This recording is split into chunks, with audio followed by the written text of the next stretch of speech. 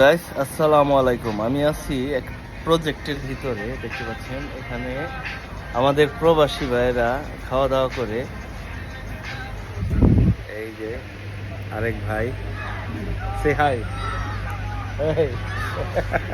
হাসে হাসে, দেখতে পাচ্ছেন এই ভাইয়ের জন্যই আমাদের বাংলাদেশের অর্থনীতি চাকা ঘুরে। এই যে এইসব ভাইয়ের জন্যই দেখতে পাচ্ছেন। আর এই ভাইয়ের তো কিছুদিন আগে গলার মধ্যে লোহা ঢুকে পড়ছিল, দেখেন তো গলার লোহা যে ঢুকছিল। এই যে দেখেন,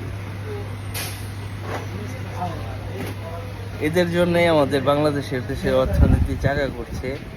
এদের জন্যই দেখতে পাচ্ছেন এরা কি পরিবেশে থাকে। এই যে আরেক ভাই, তোর মুখটা দেখাও ভাই, লজ্জা পাচ্ছে।